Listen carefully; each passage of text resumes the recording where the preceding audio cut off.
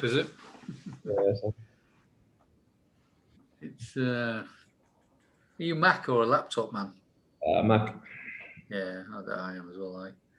I used to own a PC business years ago. I sold it in 2005, and after that, I've been on Mac ever since. Yeah, it's, I had a new one yesterday. It's just getting everything all set up again for the first time. So. Do you not do a time capsule update then? Yeah, it's that. It's just obviously I've not opened Zoom since about it. We don't usually use it in Yonder. We use all the Google environment. And, yeah. Okay. Well, you have to use. Don't you have to use Microsoft Teams when you're speaking to them, and Google when you're speaking to them, and then Chime when you're speaking to Amazon, and it's all that. I've got different. It's we have Teams. I think most of our clients use Teams or Zoom. I have done Chime, and is Chime Amazon?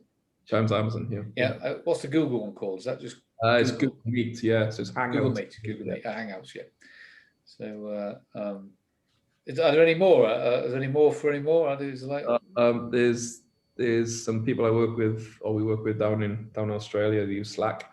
So I've got Slack, I got Chime, I got Meet, I've got Teams. Yeah, and what's the corporate one? If you talk to banks, what's what do Barclays use? I Skype probably. No, it's what do they send out? It's like this awful thing where everybody you see their faces, but they've kind of dialed in over a phone, and so the audio is awful. It's not called WebEx, is it? WebEx, there you go. Yeah. So Scotland Police use that. So when we won a tender with them to do asbestos software, right? And it had to be that we had to confirm we would talk to them with WebEx. And I don't know if you've ever used WebEx, but it's like going back into the 80s. It really is. It's horrendous. It's like it was. Anyway, they've now gone on to Microsoft Teams. It's like a revolution.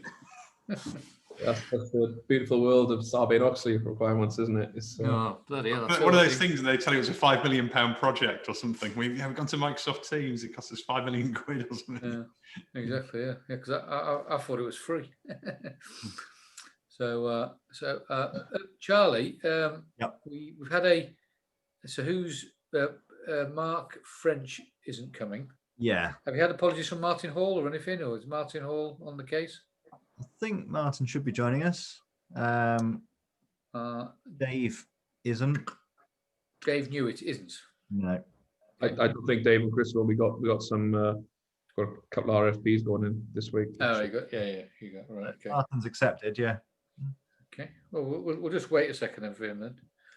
How's it going with everybody? Mark's classic HSE guy. Got high vis on. High vis on, shiny forehead, everything's going good in the world.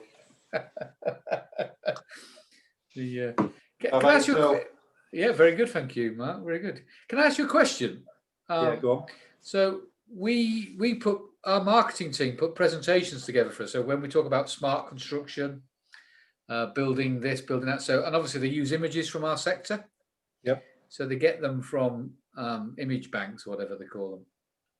And we did one recently, and one of the guys at Morgan Stanley said, "Yeah, it's not compliant, that presentation." So I said, "Why is it not compliant?" Well, that guy there hasn't got high vis on, and it was like some obscure photograph of two people talking and shaking hands, and the glasses are not compliant. Is that a big thing to you guys? So a big thing to me is a lesson I learned a long time ago, that anything you put out in the public domain, you got to go through with a fine-tooth comb, because someone will come back and question it. And what I found is that if someone's perception, if they've made their mind up about that photograph, you can explain it all you like, but you'll find it very difficult to change their initial. Yeah, and we put a photo out on our Intel intranet. So I didn't realize somebody had of the mission operations in the Netherlands, and it looked all right. But then obviously everyone's mind starts playing tricks and they tell themselves stories behind it. And you're like, they were like, can I see the lift plan? And I was like, why? It's nothing to do with you. And it's, yeah, so yeah, like you said, going through with the fine tooth comb and just kind of vetting everything before it goes on is, Yeah. It sort of felt to me when we were speaking to the guy that the actual presentation lost its impact because he was more interested in the person without the high vis or the right high vis on or whatever. But anyway, it was just So I remember years ago when I was working for Balfour Beatty, there was we were putting this new type of bridge in over a stream in Bicton Arena, just outside of Exeter. Yeah. And then there was a photograph on the front of the new Civil Engineer magazine, and essentially it was the chap standing on the bank of the stream putting the bridge in, and the amount of kickback I got off the back of that, you would have thought it was a raging river that was a Tory river coming down through. Where's the life jackets, the guardrails? The truth of the matter was, if you walked through it with your Wellingtons on, you wouldn't get your feet wet. And yeah, that it was a big lesson to me. You've got to just take into account the person who sees it and what will their initial perception be. Very bizarre, but yeah, it's like, you know. But the bit I sort of said to our marketing team, well, where'd you get image from? Well, we got it from like a paid for stock image bank. So it was Morgan Sindall. Yeah. Well, there you go. And I thought, well, maybe there's an opportunity to create some health and safety images here. I think you said that, John, didn't you? Yeah, you actually said safety compliant images in it. Yeah, so. safety compliant. But again, as soon as you say, if you were to go out and say, oh, we sell safety compliant images, as Mark says, there'll always be somebody who goes, well, actually. Yeah. And what's right today may not be right tomorrow. Correct. Yeah. So you want to hide into nothing, aren't you? It's a bit of the expression I always like is you give somebody a £5, but they want a tenner. and that's the way I see it. But well, shall we start? I'm sort of conscious. We'll probably start, and maybe Martin. Maybe do you want to just drop Martin a note, Charlie, if you've got his details, and just see if he's on the case. What I wanted to talk about today was as follows, gentlemen. So we've done I want to talk about eyesight, which is our working title for this thing. So John can give us a bit of an update on where we are technologically speaking. Mm-hmm. We've sent out a document to people. I think everybody on this call got the document. Yeah. Charlie? Yeah. Okay. So hopefully that's in line with everybody's expectations of what they were involved in. So with the addition of Mark French, who's not on the call, it dropped the costs that we talked about a little bit. So that should be okay. So I think that document's just about right. So I just want to try and get that top and tailed if we can, and then get that sort of commitment going. And then, so do you want to talk a little bit about the eyesight hardware, and then we'll talk about use cases, because hardware is great, but use cases is where it has to be. So we'll start with that bit first. So John, would you like to give us a bit of an update, please? I'll do that. Yeah. So I don't know if can I do. You can share for me. I've not. Yeah, no, I was going to share. So so where we're up to so far. Actually, if I send it to my screen sharing's not working, Jared. So if I send you, you send it in chat or what are you going to do? Yeah, it's not working. So if I send you, and maybe you can share. Hopefully, you all noticed we had the police involved as well. Yeah, picture Humberside, wasn't it? Yeah, that could be quite interesting as well. It's a nice little bit of linkage. So, you sent it by email or chat, John? Send it by email, yeah. So.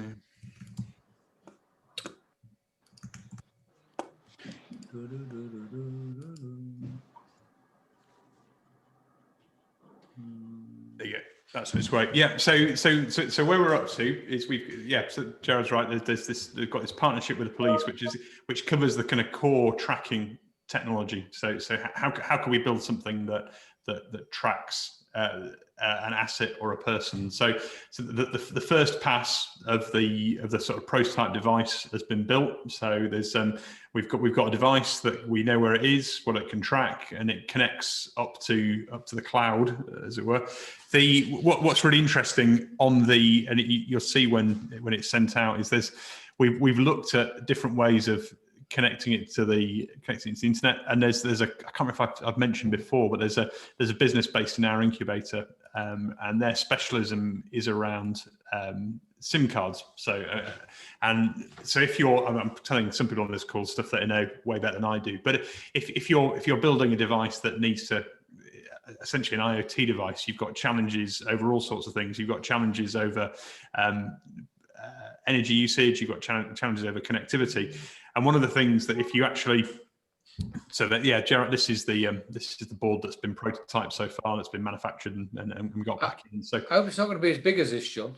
That's, yeah, it's about 10 foot tall. So we got some wheels that it goes on, so in a big carry case.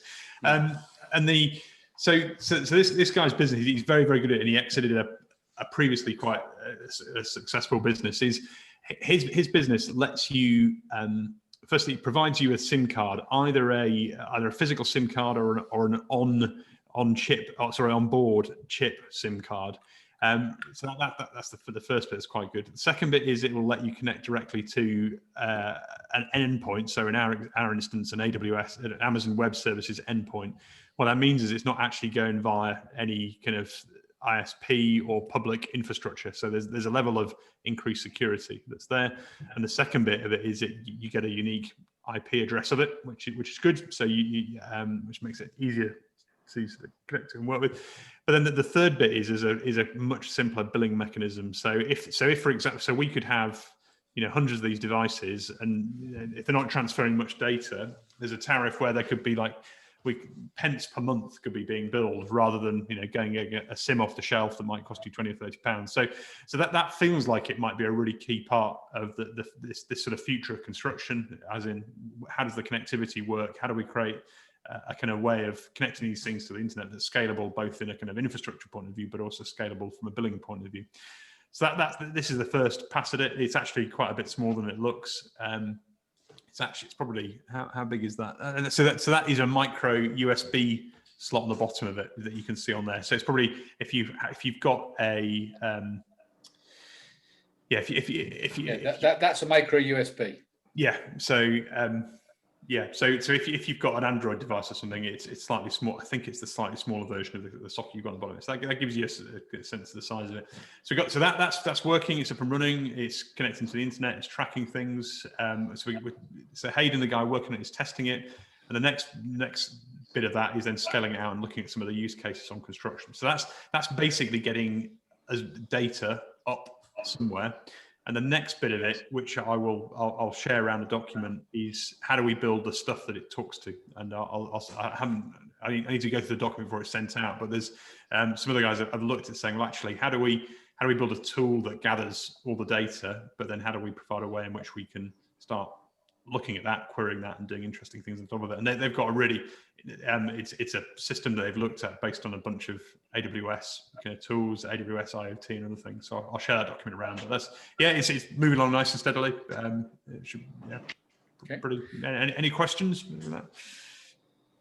Moral, so the data privacy and how we capture certain information. So I know obviously with GDPR, we're only really legally allowed to capture information that's relevant to the work of the project. We'll be asking for a lot of information from people, and it's to me is probably I know there'll be a lot of pushback on invasion of privacy on that end. Yeah. So okay. That's a crack about it. So the police one is tracking devices, so we're all right on that front. But to be fair, you're dead right. Good call, but to look at a bit more rigorously on the tracking of people and how we go around that. Did you call that morals, Gareth? Yeah, it's ethical and moral. Yeah, that's quite a nice statement. That. So I think what we should do then is we should produce a moral statement to support what we're doing. I mean, I read the deck you had, and where you said obviously it's something that's accepted in the future or will be accepted in the future. it almost suggests that it's not accepted now. And there's Yeah. the Okay. ISO 27701, which is not data information security but data privacy. They do that, and which links in with the obviously GDPR regulations. I know they're globally standard, and obviously from my point where I look at it, I got quite a large construction project kicking off in March in the UK, but I've got several around the world starting at the same time, and I know that something like this, I mean, for example, the whole thing about temperature scanning for COVID at the moment, I can't do that in the Netherlands because I'm breaking privacy laws, which are specific to different areas. It's something where we bought quite a lot of expensive kit that we can't use in the past, and it just makes me a bit nervous. Okay. So I really like that though. I like the just. It feels very different from just saying, what about privacy? It's like, what about the morals? Yeah. Morals encompasses privacy. That's really, I like that. yeah, I think we what we'll do, Charlie, is we'll upgrade some of this into the slide deck, and we'll use that to build off. But it's ISO 27701 is the data privacy one, Charlie. Privacy, I think, Yeah. So, but now I think that's something we need to. We also need to look at the design of the case at some point. So there's a piece of work which I've asked John to look at there. You got semi-automatic accident near miss recording. How semi is that? Well, right, okay. Well, let's just take a step back on this. So hardware is under development. Yep. The rules, Gareth's thrown something in there about the rules of data and all that, which I think which is fine. We'll come up with design. I think the next thing to do is come up with use cases, Mark. Exactly that point. How is it? We need to come up with 2, 3, 4. Oh, hi, Martin. Yeah, on mute. We need to come up with 2, 3, 4, 5, however many use cases, so we can actually get them designed in. So on the accident reporting, we need to write a use case. And we go through a process of what is it we're trying to do. Then we would do a user journey and what have you. So we need to go through a process of that, and we'll talk about that a little bit more in a second. I've started 2 of those. Enrollment, I'm talking to an enrollment supplier, and I'm also looking at competency and qualifications. You remember last time we mentioned competencies, so this could become a smart equivalent to a CSCS card. Mm-hmm. And that's also, so there's a company that's working on an idea with Hinkley Point C, and they're talking to Bays and this sort of stuff. They're actually involved in our learning and skills group, actually. So it's ProQual, the awarding body. They're developing something, and they've got some meetings with CITB and Bays and this sort of stuff. So I'm writing a user story for that. And so on accident reporting, Mark, we need to come up with and say, what is it that should look like? And we need to have a number of these user cases, which we can then get into the hardware and the software solution. Does that make sense? Yeah. So what I might do, just to give us a bit of a starter for 10, is I might do a user case story. Well, not might do, I will do. I'll do a user case story to show you how I think we could structure it. And I'll do it for enrollment and one for competency. Cool. And then we've got like a template of how to approach it. So I'll do that, and I'll share that with you in the next week.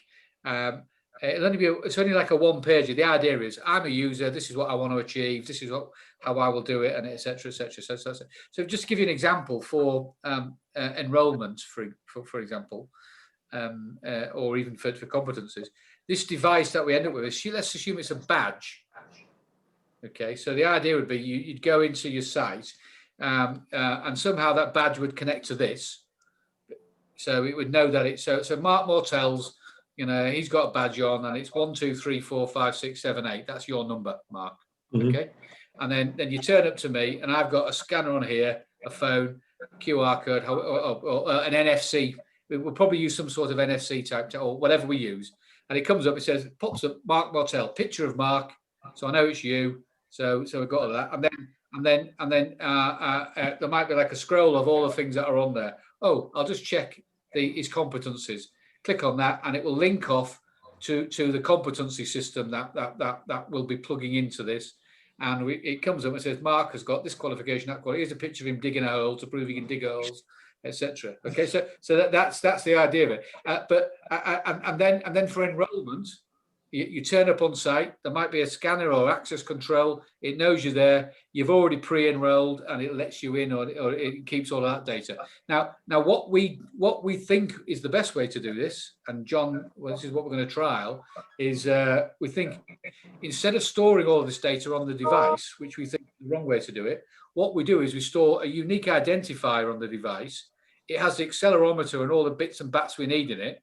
And then when you actually connect this or your tablet or your laptop, whatever, it goes away using a sort of a standard bearing API, and it brings all of that information back. Now, if we do that, what we end up with is building an ecosystem which says any idea that you come up with can actually be accessed via this device. So training today, enrollment, any health and safety, so as long as your system or a third-party system plugs into it, you can get that information on that device. So that we think that might be the best way to actually do it. So that's the bit we're sort of going to test. What that then does is it sets a standard and allows anybody to come in. For example, on enrolment, you only need to be able to exchange a handshake with the unique identifier for eyesight versus whatever identifier is in their system. So that's the sort of so if we start to write use cases, Mark and guys, what we can do is we can actually go and find technologies that do that and try and plug them in very, very quickly. So in reality, we should be able to do whatever we want to do, as long as we can actually write that sort of use case. So even down to, imagine you've got a badge on it, Mark, you walk up to a digger, it knows whether Mark's qualified to drive that digger, and it turns on. And if you're not qualified, it doesn't turn on. Stuff like that. If we think what we have to do is come up with the ideas and do that. Now, I've got one for enrolment and I've got one for competencies. So once we've set that template, I think we just need to come up with as many ideas as we can, and then we'll probably filter them down, and we'll trial 4 or 5 or so, or we'll try as many as we can within the project just to kick it off, and that will give us a set of how we do things and protocols and all that stuff as well. Does that make sense? Mm-hmm. What does everybody think to that? Gareth, you're a techie guy. What do you think to that? I see quite a lot of similar things, and I think looking at the deck you shared is honestly the one thing it doesn't have is an identity. It doesn't have a problem solving. It doesn't have a problem statement we try to solve. I think is trying to do lots of different things, and the whole thing about it's quite a bold statement about predicting accidents. I can see cases where this will be useful, but this isn't going to be a savior for I'm concerned on a couple of things. On one, that the cost element of it. I think of this is how much the pilot costs. We need to capture an awful lot of data in an awful lot of different places. And realistically, if I look at the project I might have in just outside London, I might need 5,000 of these. And how much is on construction margins is that going to get value engineered out very, very quickly? The thing about stuff like NFC, I mean, I've got a IT security guy in my team who can probably hack into that with a mobile phone. Yeah. Is how quickly does stuff get lost, and there's just I getting that real identity and real problem statement that we need to solve first, identifying a common theme of what are we trying to get to here, and then figuring out, once we identify that, then figuring out the tools and processes around it to fix it. I think that for me is the big thing. I think this is a little bit ahead of what we're trying to fix first. Yeah, look, that's the purpose of this group, Gareth, to try and actually bring us back. I mean, at the end of the day, if you chuck money at something, you can solve anything within reason. So I mean, you've raised two things. Maybe on the problem statement, what we need to do is to come up with 2 or 3, or come up with a number, prioritize them, and then choose the ones we want to test in this pilot scheme, Gareth. Because you're right, we can't test everything. I think there's a why statement behind it. So why are we doing this? Okay. And I appreciate it's a high level pitch. It's not come across yet, I think. Right. Okay. So okay. Well, let's just discuss that then. Let me open it up a bit then. Why do? Well, let me ask you. Do you have a view on why we're doing it, Gareth? Why do we want to make the industry safer? Yeah. I think you've just put it there. We want to make the industry safer. Is that our macro level ambition then? Don't the goals cover some of the why? The goals. Yeah.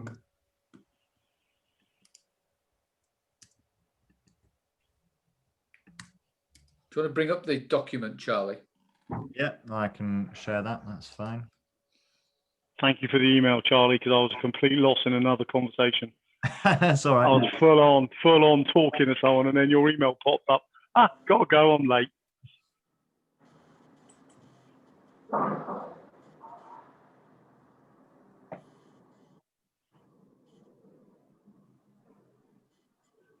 If you go slide 10, there's a goals slide, isn't there?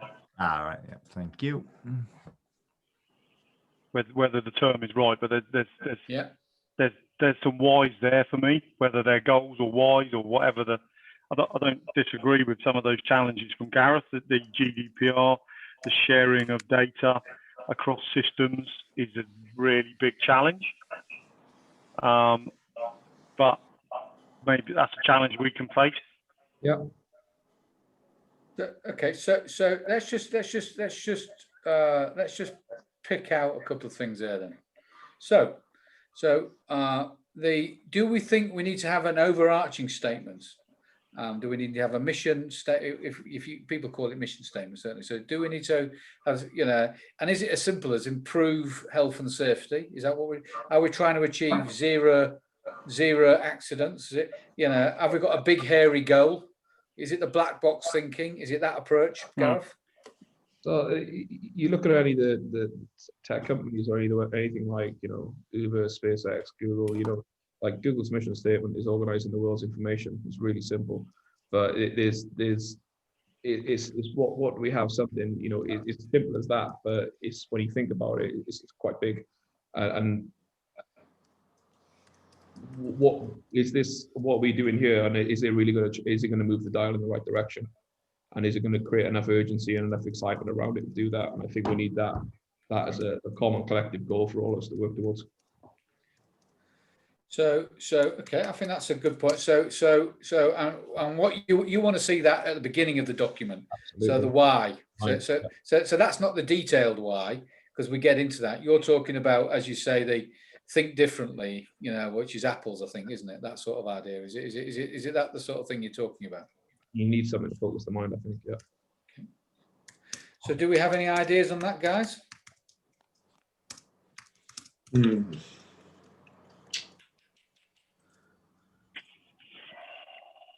Well, let me try and tease something out of you then. Do we have what are the themes? So improving safety, improving health and safety. Are we trying to reduce that? Are we trying to eliminate accidents? I think we're trying to learn about what causes them as well, aren't we?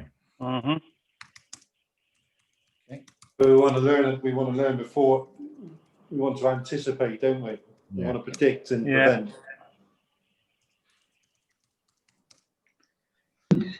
I'd say there's something around the engagement of the operatives as well on the back of it. I think this kind of thing's a very useful tool for sort of getting that engagement back as well, wider than the issues. So that learning and eliminating accidents, is that as simple as saying make building sites safer?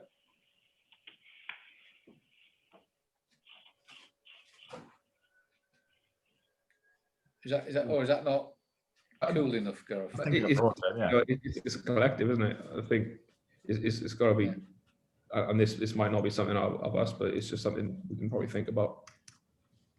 Keep you safe on site. Yeah, that's more of a what it does. People buy benefits, not features.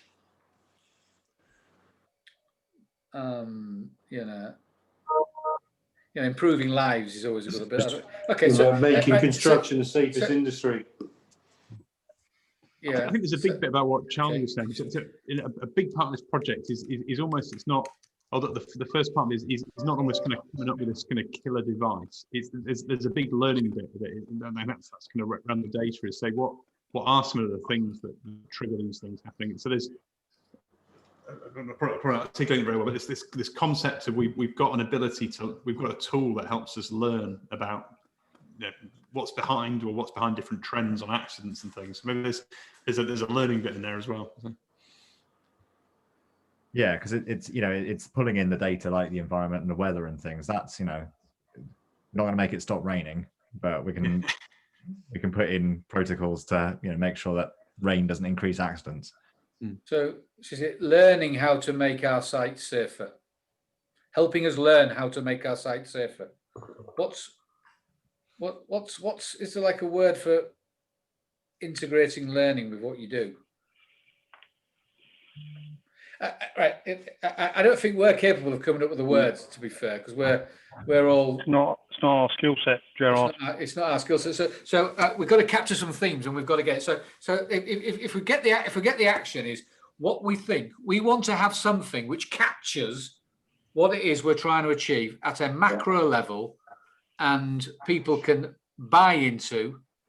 People can understand. I forgot to start recording this. I've got it. Don't worry. You're recording it. Good. Yeah. Good. Right.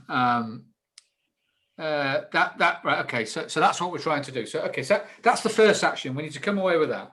Okay. So that's good. What do you agree, Gareth, and the rest of the guys, Jackson, Mark, and Martin, that maybe we want to get 2 or 3 use cases and put them on a list and decide which ones we go for with this, so we've got the best bang for our buck, rather than try and do lots of things half well, do 2 or 3 things as well as we can. I'd agree. Yeah, we should try and pick out something that we can demonstrate as some wins before trying to do everything. Good. Right. Okay. So, and then it will grow, won't it? Yeah. Because then people might go, can it do this? Can it do that? Yeah. Okay. I think if we get it right on the ecosystem piece, I think the software,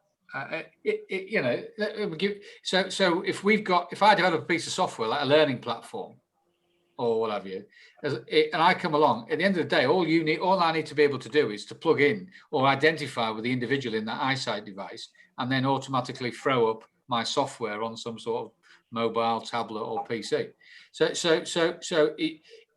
if we get it right, it should be easy adoption for people to be able to actually bolt in, or the term is bundle, in that sort of sense. So, okay. So if I do a template for enrollment and competency, then we can all come up with 2 or 3 templates, and then we can decide which ones we want to try and professionalize. Is that what we're saying?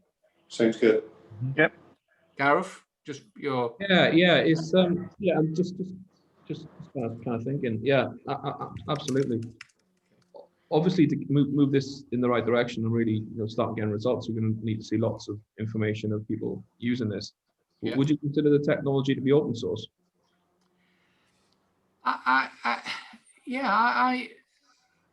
Well, I'll give you my view. John might give you a different. Well, I don't know what view John's going to say. I haven't asked him, but I think the objective of this is to make it as adoptable as possible. So I think you'd probably want to make it open source. I think if you have a closed loop system in this environment, people would be nervous about it, and I don't think it would encourage adoption.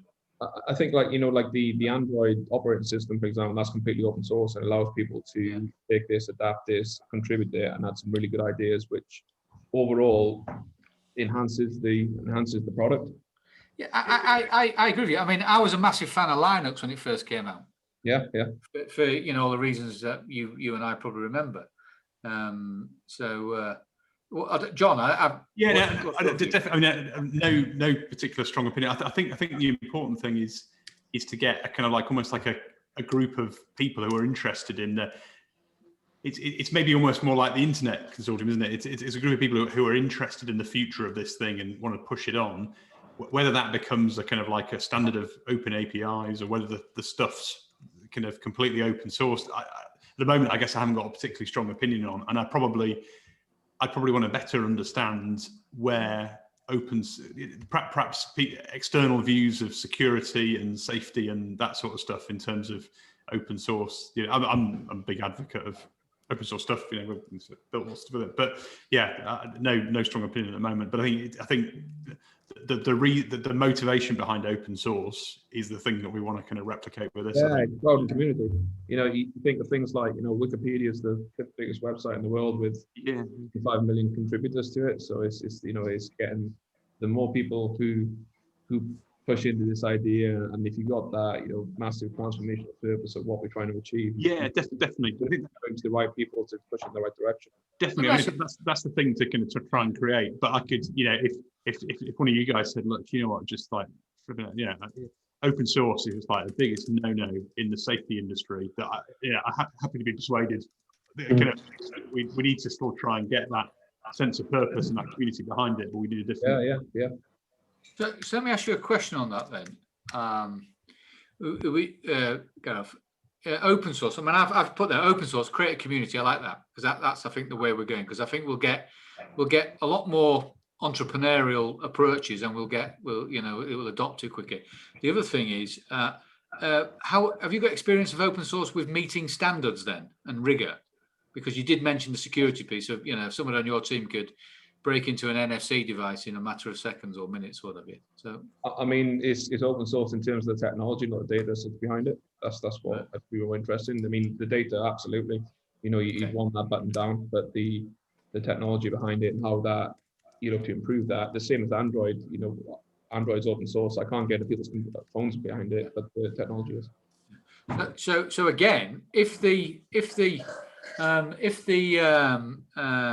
device isn't storing anything, but it's just creating a link or a call to another piece of software, in reality, and you've got multi-layer authentication, however that is shaped, password, two-factor or whatever, depending on what the software you do, then you sort of put the data security back into that phase, don't you? So you make the data security elements better because it's actually not contained on the device. So I suppose the question then is, does the device authenticate with a third-party system? And you sort of need it to do that in order to make things more smoothly. So okay, so I get your point. So there's a thought process around that. I understand you. I understand the point. Yeah, I said I'm not there for sharing personal data. Is how can we really move this along, get energy behind it? And I think by doing it that way and getting that purpose, then probably we're going to get a lot bigger buy-in. No. Look, this is the purpose of this group is in order to come up with these ideas. You know, not one of us has got the idea, and that's why I'm so keen to have you all involved. So okay, so the actions I've got now currently are right. What's the mission? To focus the mind. We're talking about health and safety, eliminate accidents, learn about accidents, make building sites safer, construction, learning. So there's some stuff to build on there to create that overarching thing. I need to put. Then we're going to actually have 2 or 3 use cases and actually follow them through to do Martin's point, which is sort of prove the business case. Prove the business case. So I put a template together. We share it.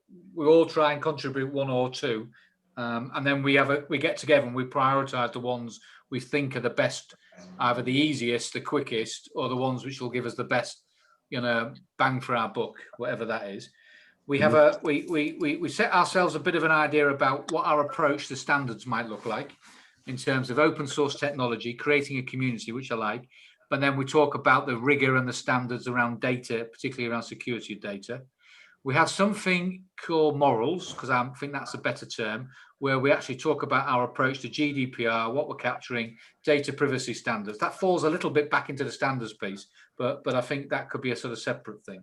Okay, and then the next one I had was the value for money, which is you're absolutely right.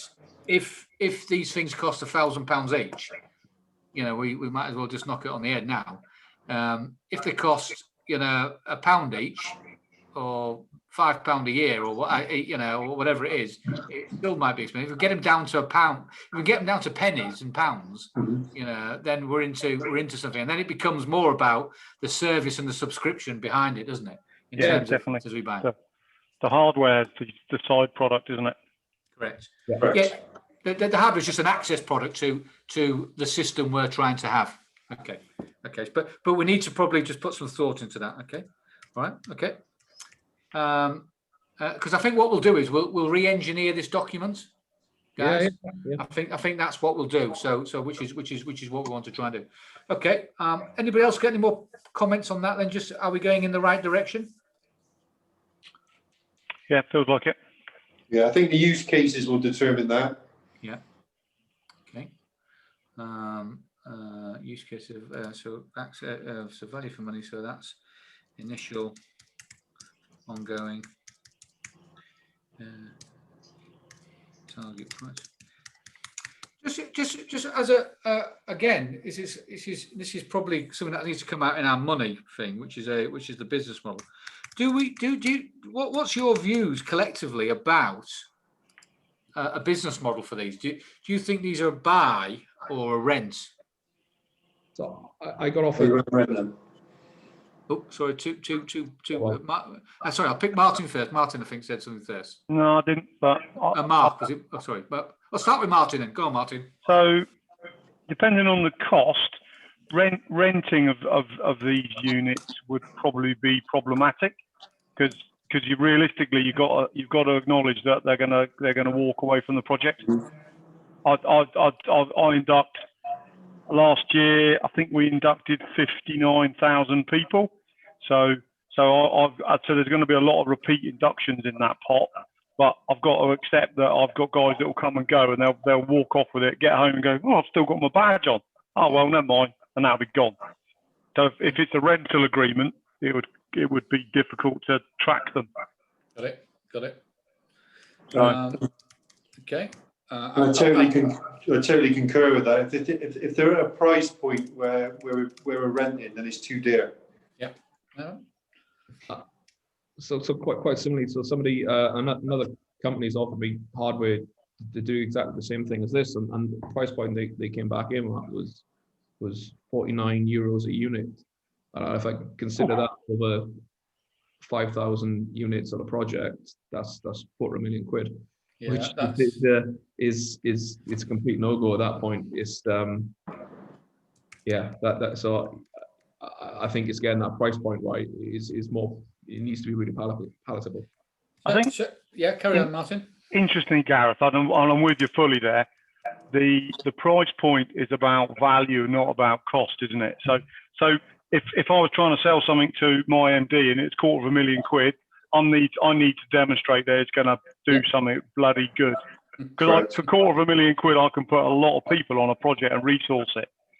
If I'm going to be spending something across an entire business whether it's a pound a unit plus a license fee to get access to data, that we've got proper GDPR protection and we've got our DPIAs in place, and then I can start going, well, I'm monitoring competency training to a higher standard, or Occi Health, or geofencing the project, and that means we can stop using some of our other systems that cost me manual inputting time. There's a value there, and it's how and that's why I think it's a couple of really good examples of going, look how good this thing works. Look how and it lasts this amount of time. It's IP rated for weather. The battery will last this amount of time. The charger unit looks like this. All the challenges that we get, and I know Mark will have had the same questions, we think similarly, when people have tried to sell us Havatech, and you look at that and you go, it's brilliant, but it's just not going to work for me because it doesn't fit my business structure yet. And those are the challenges we face. No, I think so. I would have said it. I would agree with you that if it's a rental model, it don't work. It'll be too dear. So I'm happy with that. I think this has got to be a low cost device. Okay, that's the first thing. It's got to be low cost. So that's why I think again we don't want to be doing a lot of technology in it, in the sense of storing things and getting over complex with hard drives or flash drives and all that, because I think that's the wrong approach. I actually think if you can make it access the systems you want to use under the subscriptions you're already paying for them, that's where the value comes in terms of that. But I do have another question on business model. Who buys them? Is it is this the sort of thing that the contractor buys, or is this the sort of thing you put in the contract? You know, a bit like a bit like you say, well, you know, you wouldn't turn up to a building site. So my head is, if we're going to use, if we're thinking of pre-enrollment and that type of thing, and going from one project to another, and going from a Wilmot Dixon site to Morgan Sindall to an ISG, it needs to be to the individual, doesn't it? Correct. So for me, it would be, you put it into the contract that you should own, and that each of your operatives should already have one of these issued to them. Correct. Because 2 out of 3 people who turn up on your site, Mark, are working for themselves or a subby. Right. Okay. So it felt. I mean, you wouldn't normally inside you wouldn't have a load of suppliers turn up and then you wouldn't issue them with hard hats and steel toe cap boots, would you? It's in the contract saying you must meet our health and safety requirements. Correct. So, you know, the flip side of that from where Mark and Martin is me acting as a client. If I stipulate that everyone on our site has these as part of the contract, then suddenly my tender submission from either party is going to be exponential, isn't it? Well, it would be if you're buying them at €49, Gareth. But if these are a couple of quid, no, exactly. Just to support that statement, Gerard, that you just said, we make everybody have a CSCS card, which costs 40 odd quid, and we don't see a huge increase in our tenders because also so do ISG, so do Wilmot, so do Kears. So, but to start with, there was a lot of pain, wasn't there? To start with, it was a painful process, and now it's a given. So there's a bit of me that says that to start with, it's a bit of support and help from principal contractors and clients. Yeah. And then slowly but surely, the mass level of you'll get to a tipping point where suddenly you go, actually, most people have got these already. They've already got them. They're already paying for it. They've already bought them. I don't know. It's probably a longer conversation than a quick. I guess the conversation is based around when the product is finished, and we know the cost, and we know the usability and the lifespan of the battery, and all of those parameters. And is it ATEX rated? So can I put it into a confined space? Can I stick it in the ground? In a drain hole because there's a risk there of creating an explosion. All of those things and we've done the European safety case for this product because it's got to be CE marked, so it's going to have to have a European safety case put against it. Otherwise, Gerard, I don't think you would do well in prison. So we don't want that to happen, do we?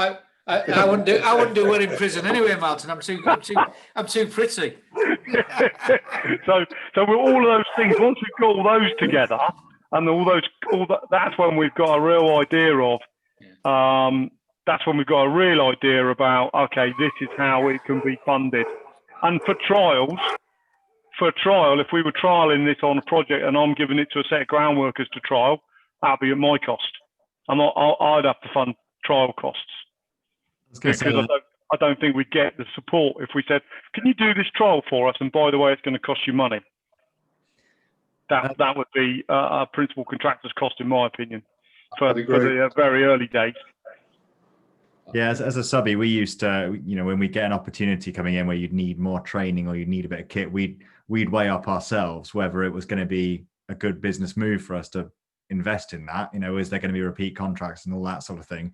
So if someone like, Morgan Sindall is just going, look, if you're going to work for us, you've got to have one of these. It's going to be, most of your contractors are probably going to turn around and go, well, they do pay for half of our wages kind of thing. So yeah, we'll get on board with it. Sorry, Mark.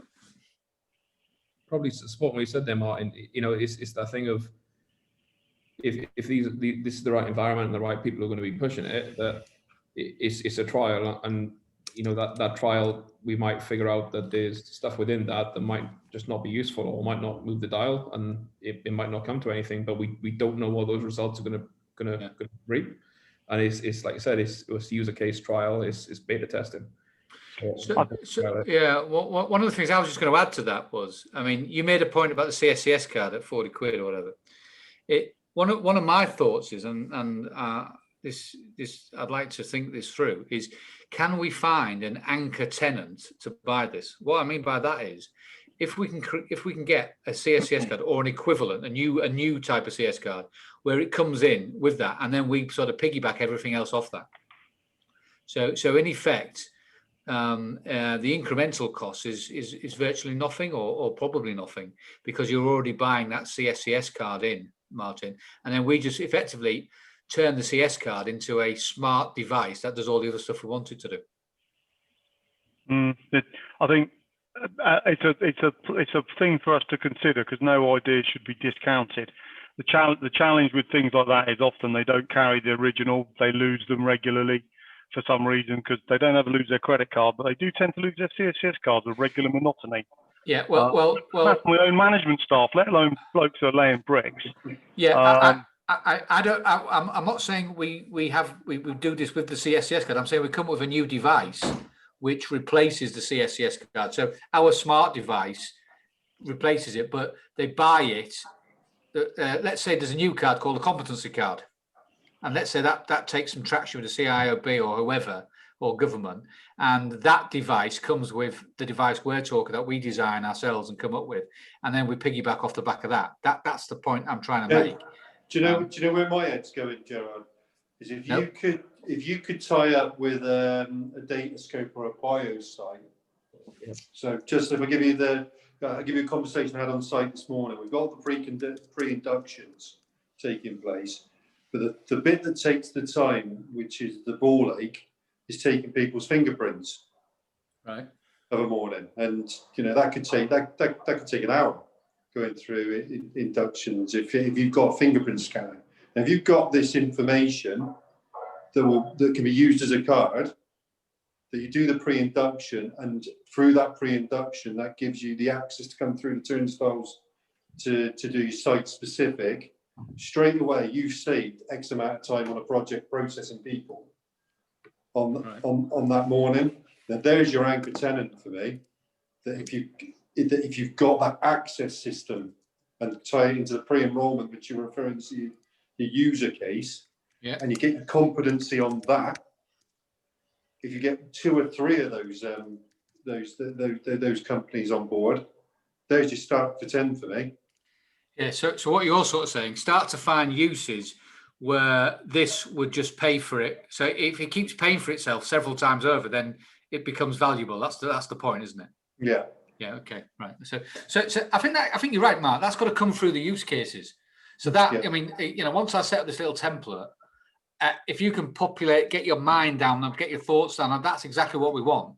Because I think finding a 1 or 2 anchor tenants. Well, I mean, you don't usually have 2 anchor tenants, do you? But finding a couple of strong business cases, yeah, which can have some real payback is what I think that would be useful.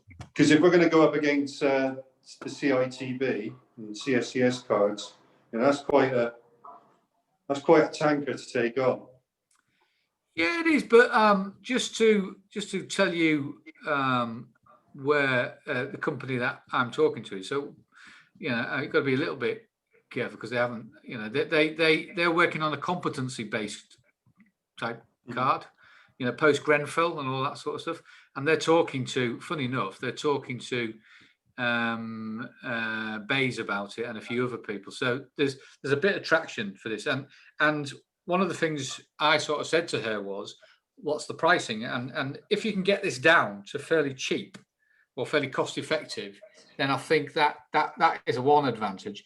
The other advantage, or the other scenario apparently is, and you might tell me this isn't exactly as you see it, but CSCS cards are seen as the fraud is a lot easier on a CSCS card. Mm-hmm. So if we can deal with that, which is a big issue in qualifications, Gerard illegally working, and I've got a CS card on a building site, and I don't know anything. I can't speak English. Never mind, dig a hole. So if you can deal with stuff like that, there could be some traction. But you are right. I mean, if we could get the next CSCS card and get an exclusive with them on this device, and it delivers and it blows apart that marketplace, and everybody goes for it, you couldn't really get a better anchor tenant, could you? Correct. Right, agreed. So I'm working on that, you know,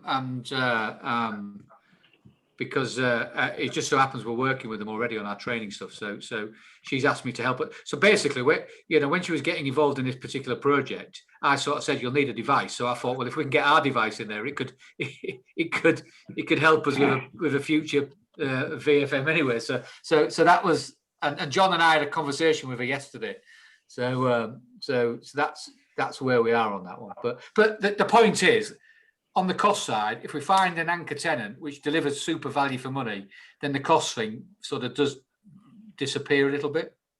Is there a kind of there may well be an no answer to this, or just a flat no. Is there a kind of particularly more sensitive site or sector that we could really try and get into?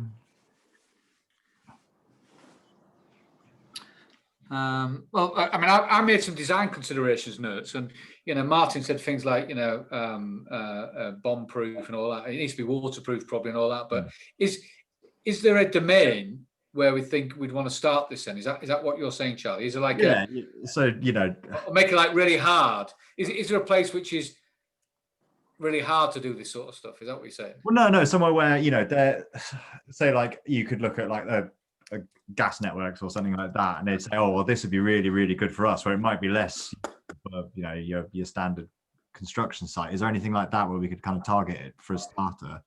And they'd have, I don't know, that initial more input. Yeah, I mean I don't know either. Those sectors that you're talking about, Charlie, utilities, they work under like EUTR standards, so that their level of training is different to the standards that we work in mainstream construction. I think that the thing for me would be to decide what our business case is, and then try and break it.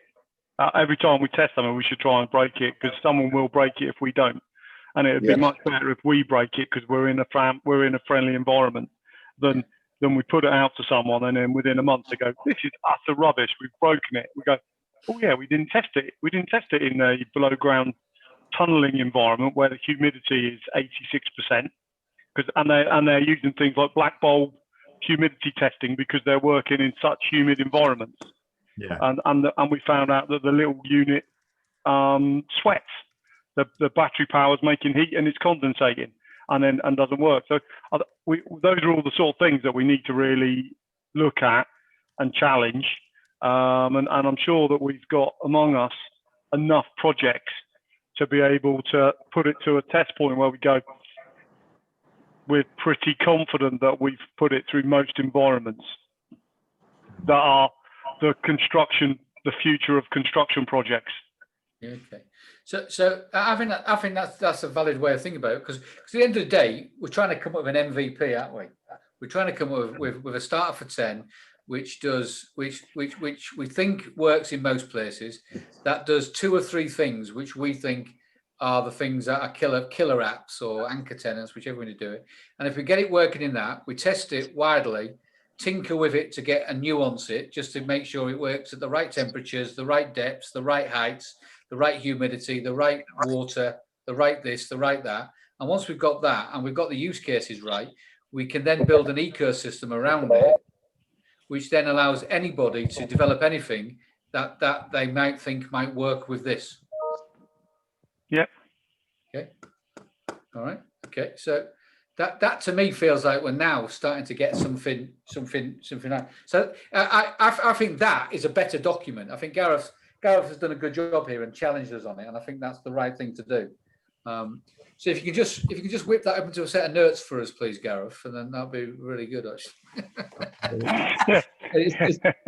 I've got some pretty challenging environments in around Europe, like we're doing some underwater blasting up in the Gulf of Finland at the moment, which might, in terms of testing it in harsh environments is something. But I'm really keen is obviously we look in UK based is how we can take this internationally as well. Yeah. Look, this some of you work more internationally than others. I mean, so that's I think we should look at it, because the world is where we need to go with this technology. The one thing I would say though is, and I think you're right, and everything you said about the testing in harsh environments is right. I just think we just got to be a bit careful we don't throw the baby out with the bathwater, and you know, let's try. If the product deals with 95% of environments, but not the one at -80. Yeah. We just got. I'm not saying it will do, but I'm just making a point. Let's not throw the baby out with the bathwater. No, and that's where we do the testing, isn't it? And then you put specification and scope into play, because the reality of this type of unit, to put it through ATEX testing will cost us a fortune. And actually, do we really want it to be ATEX tested to intrinsic level I? No, we just tell them not to use it in that environment to start with, if that's what it needs. Yeah. Now there's also another thing we can do. Once we get going with this, let's also, if we're very cute with this, we don't necessarily, you know, we're the seed investors in this together. If it looks like we need to test it for all these different standards, then what we need to be doing is saying to the government via their Innovate UK grant schemes, we need £500,000, £1 million, or whatever we decide. So you know, that's exactly what IUK is about. Innovate UK is about helping ideas germinate, and that doesn't mean it has to be for brand new startup companies. Because I'm involved in a bid, or one of my businesses, SPC, with the DFT, and we're part of an £8 million government-backed Innovate UK project. So I think, if we get the MVP working, and then it says to us, right, and we now need £500,000 to take it to, you know, scale up, then that's a problem. That's a problem I don't think we'd have a problem solving. Mm-hmm. Because you know, one, we might all decide to chip in and do it ourselves because there might be a commercial advantage as our group. You know, because we would need to talk about that at some point. Because I think if we're working on this together, if we're going in equally, then the benefits are equally as well. You know, there's that sort of side of it. Or we decide to float it off into an Innovate UK and spin it out in some shape or form, a bit like university spin outs. So I'd be, you know, I'd be thinking about that as well. Okay. So on my costs, it'd be long-term investment stroke, you know, funding models. Okay. Right. Have we lost Mark? Yeah, you had to take a call apparently. Okay. Yeah, I can hear him in the room behind me, actually. Okay, good. Well, it'd be that bio man with his fingerprint. Okay, right. So where are we? So I think that's starting to take shape really. So what did I have on my agenda? So I think what we have to do, Charlie, we need to go away with you, John. I think because there's three of us really. We will drive a revitalized document if we can. Yeah. Now Charlie and I have got our next review on Monday, so we'll probably do that on Monday, Charlie. Yeah, that's fine. Yeah. Okay. So if we'll do that, and I think we'll restructure the document a little bit, but try and get all these points in there. And at this stage, we're not trying to write, 17 novels of it. We're trying to get the key themes, the key messages, the key bullet points. And Martin wants a job as creative director for the project, don't you, Martin? No, just because I sent you a couple of mission statements. I know, he sent me a couple of emails, some ideas. So that's no. But that's good because look, you said a point earlier, and this is black box thinking, isn't it? We're all trying to help ourselves. But we've got a marketing team and a marketing resource in our business which we will use for this sort of stuff. So that's fine. Okay, right. So is everybody happy with that on eyesight? Yep. I think that's it. I like that. That was good. That's where we are on that. I just wanted to tell you a couple of other little updates. We've started our program now for My Pagabo. Excuse me, one second, with you now. Sorry. Yeah. So we've probably need him to. Do I need? Yeah, I probably do need to. Well, no, I probably don't need him to come back actually. Well, do I? Yeah, I probably do actually. So shall we just wait for Gareth to come back? Is Mark coming back, Jackson, or don't you know? He's mid conversation and I can still hear him behind me, so no idea. Okay, sorry. it's fine. Okay, it's fine. Okay, well, while you two are on the call, Mood Beam, Charlie's like. Do you want to just give a bit of an update because Martin's got some of our mood beans, but he's not on the study. Yeah, so study it's progressing. The initial timescales have been pushed back a little bit. We've had quite a few companies coming in saying we don't really want to start just before Christmas, so can we do it January through to the end of March? So we're that's happening now. So we've got quite a lot of uptake, but there are a few more that we do really want to sort of get out and study. So yeah, I mean, Martin, I would like a little conversation with you at some point if you want to get involved. Okay, we can do. Should we take that offline? Yeah. Take that offline, Charlie. Just drop me some time frames, and we'll have a call. We'll make a call. Yeah, that'd be great. As I say, but yeah, we're getting quite a good bit of interest in it. I think people are really sort of getting on board with the whys and you know what it's there for, rather than as an intervention piece, more of a talking piece. So, and a lot of people, yeah, actually, now that Gareth's gone, yeah, I think a lot of the trouble we're having is GDPR at the moment. That's sort of slowing things down with people. But we've come together with quite a few, got some bits of the agreement added to get through the GDPR bit. Wellbeing have got their own GDPR bit as well, so we're hoping that can make sort of a smoother transition, especially for like the larger companies who want to get involved, because it does seem going around the houses, financial direction. Charlie, have any of the larger organisations undertaken a DPIA with Wellbeing yet? Do you know? No, not to my knowledge. Okay, because if they get one DPIA done, then it will kind of, if it's been done to a certain level of detail, it might highlight any areas that other organisations would consider. What's the DPIA, Martin? Data protection initial assessment. Right, so it's like a check. So it's a risk assessment, and people that in our business, one of our techies does it because they understand it properly, and then it depends on who the sponsor is. So if I'm the sponsor, they'll then come back to me and say, these are the risks. Do you accept them? Or these are the risks, we're not willing to accept them, and then I'll sign off on them and go, yeah, I accept the fact that there's a risk, and then we'll manage that, or we'll try and do something about it. Or I might go, oh no, I don't like the idea of that. So it might be worth, if we get a DPIA done, or if they've already had one, they might be able to give us a bit of information about what came out of it. Well, Wellbeing may have one already. Yeah, they've had they've been verified by some world-renowned health people, but I don't think that's a risk assessment. It's classified as health tech, I think. John, you should know. You're on the board. Can't hear you, John. Can't hear you. Oh, sorry, thank you. So I wonder if it's worth. So Bruce Charlesworth, who's the medical director of it, has been really good at the compliance side of stuff, and I wonder if it's worth just him putting together just a couple of notes on it to reassure people to go around. So there was quite a lot of work making sure it wasn't a medical device. So there's things, and whether or not something's a medical device is determined a lot by how you describe it. And so he's spent quite a bit of work doing that. So maybe it's something I'm happy to pick up with him. Yeah, but maybe just speak to Charlie on it offline. I mean, the one thing the thing I've taken away from all, as we've started to get a lot more interest, Martin, was as follows.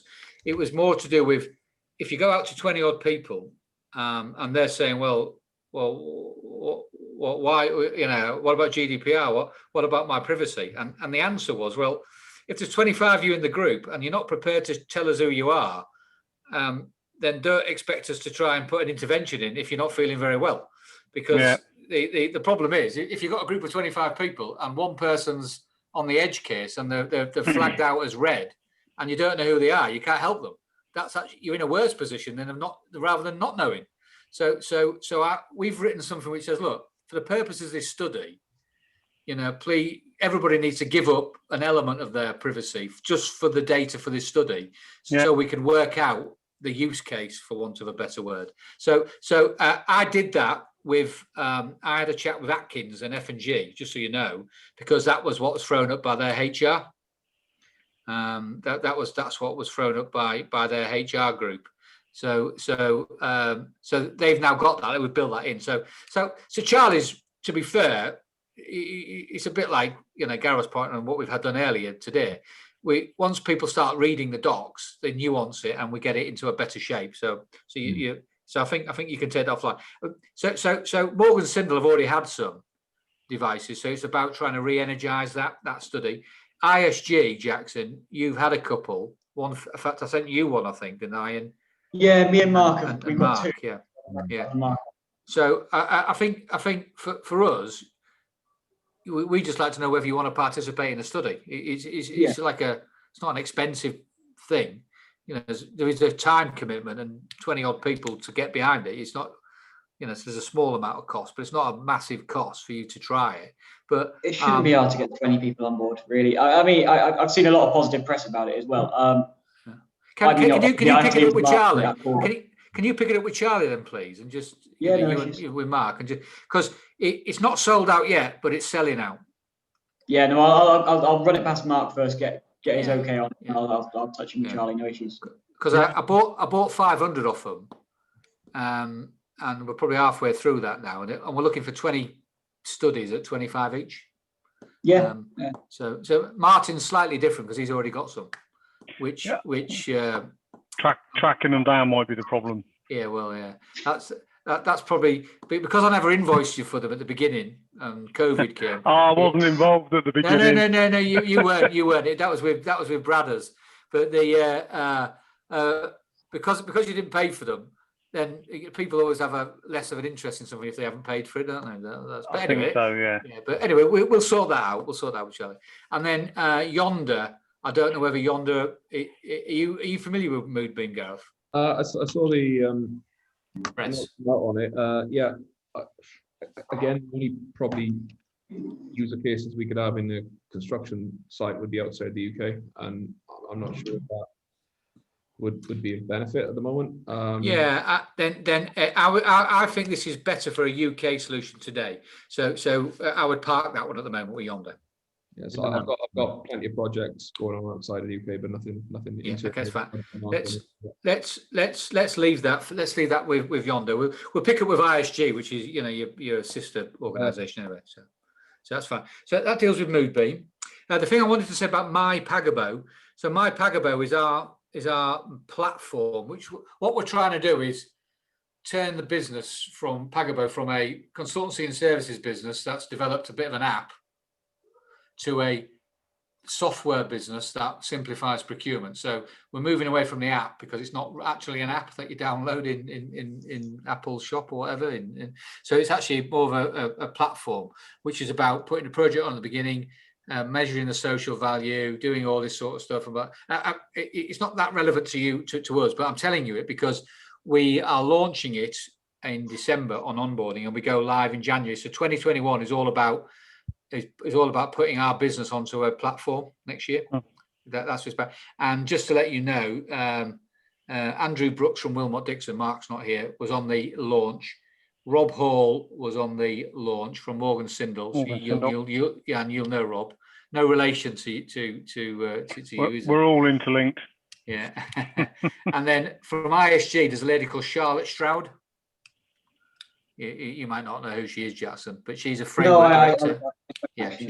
She's a framework director. So I think most of the BD people have gone on it at the moment. But all I'm saying is, at some point, it will bounce into your areas because it will be the place we want to put everything on in the future. We want it to become the way we talk to you and you talk to us, and everybody does all the heavy lifting. So Gerald, just to ask a question on that, is that when that goes live?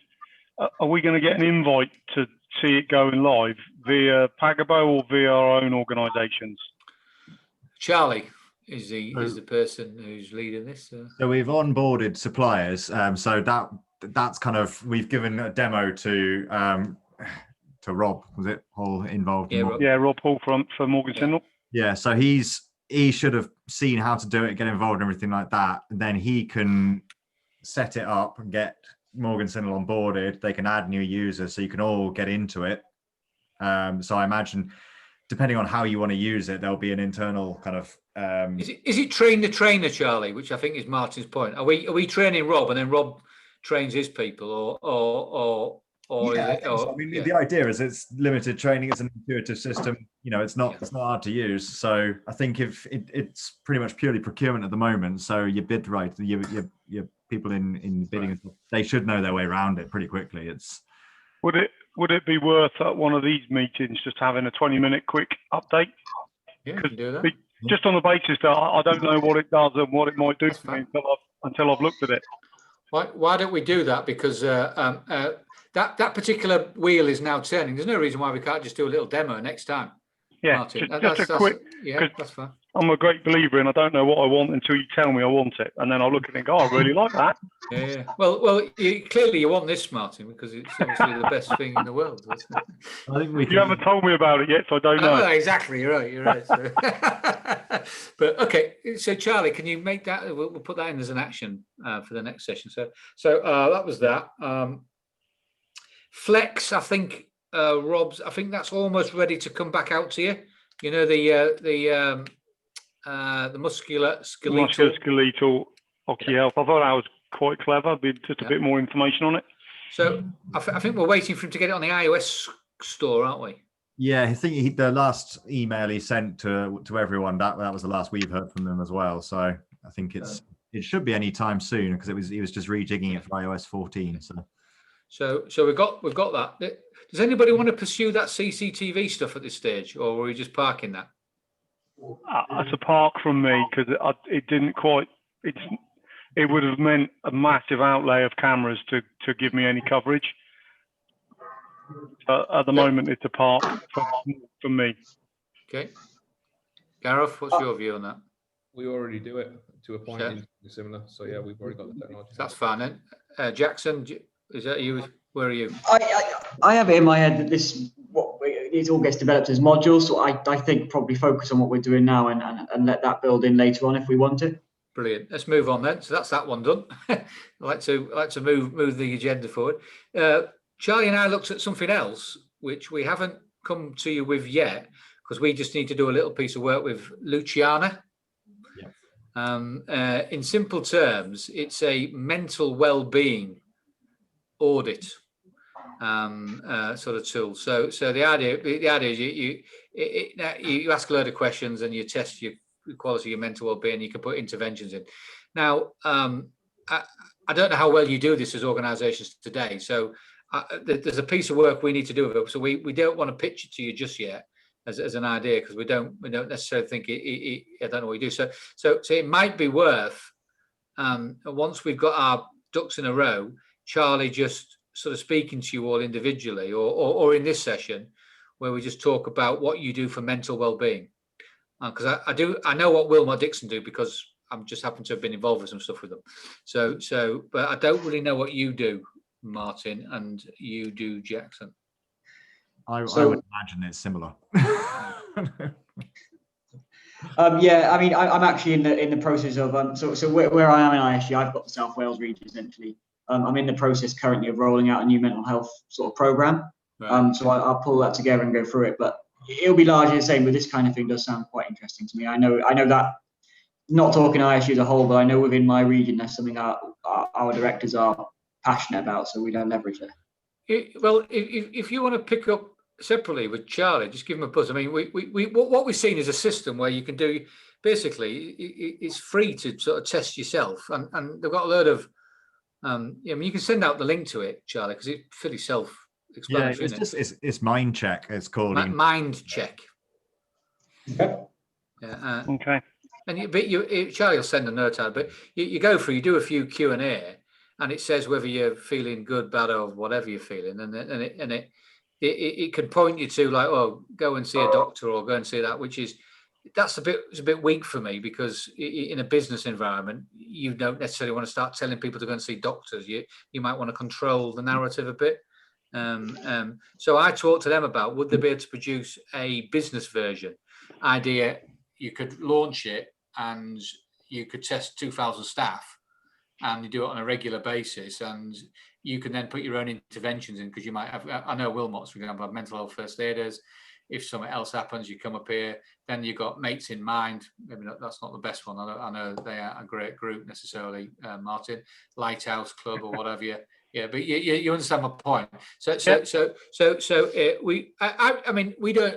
We aren't exposed to the level of requirement that maybe you guys are. So I thought it was quite neat. I just didn't. I think it looked more like a retail product to me than a business to business product. My take on it was, having worked at like WSP and Rambol and stuff, it was similar to what they're kind of already doing, and I'd expect it to be similar to ISG and more. And I feel like it's got more of a retail for an SME, but yeah. So anyway, look, our job is, we're out scouring the market for lots of different things. So that's what we do. So, okay, so we'll probably work on that. So I think the things to work on then are the eyesight, which seems to be the working title, which I think I know what we're doing. The mood beam we're going to take up separately. My packet will take up separately, and I'm going to get. And when we're ready with Flex, we'll start that next bit of process with Flex. Okay. Yeah. Does that make sense? So is everybody happy with that? Yeah. I just, I think, by the way, I really like the. I'm involved in all the TFOC stuff with Charlie, and it's really quite good because I feel we've got a lot of people trying to help the industry. So this is, I thought, your input today, guys, has been fantastic. So just thanks for that. So when's the next one? We want it, pre-Christmas. Yeah, of course we need one pre-Christmas. We need to have a Christmas drink, don't we? Everybody's got to go and get a mince pie and a small glass of sherry. Well, as much as I enjoy these sessions, if it's a month today, I'm probably going to say no. Yeah, because it'll be a month today. We'll be pretending to enjoy Christmas. Yeah. Well, why don't we do it the week commencing the 14th? Does that work for anybody? 14th. Well, the 15th, the 16th, 17th. I can do the 15th after 4 o'clock. 16th. Yeah. Believe it or not, I'm absolutely chocker all that day. I could do early the Thursday, but all the 18th, midday on the 18th. It's a really busy week, actually. Okay. How's everybody else that week? I can make the Thursday work, but not the Tuesday. So Thursday in the morning, 9-ish? Thursday, 9 on the Thursday morning would work. Yeah, we've got a skills and learning group in 11:30. So if we did 9 till 10:30, would that be okay? Perfect, because then I've got to jump in the car and go to Oxford afterwards. So work for me. Gareth? I'm really going to struggle those 2 weeks, unfortunately, but I can get my somebody in my team to join on my behalf. Yeah, that's fine. I'd like to keep the momentum going, Gareth. Yeah, no. I think we'll do that. You'll be involved in all the notes anyway, so don't worry about that. But if it works, man, I can get across. Okay. JC, you okay with that? Yeah, all good. Yeah. Right. So let's go for 9 to 10:30, please, on the 17th. Okay. Charlie, are you going to send the invite out? Yeah, we'll do. Nice one. Okay, and we'll put some effort into the new structure on this document, and we'll get that out and see if we're starting to get the right way if we can. Okay. Okay. All right. Everybody else happy? Everybody happy with that? Yep. Always. Good session, that one. Really good. All right, guys. As usual, look after yourselves, and I'll see you soon. Thanks a lot. Bye. Cheers. Bye, Bye. everyone. Bye. Cheers.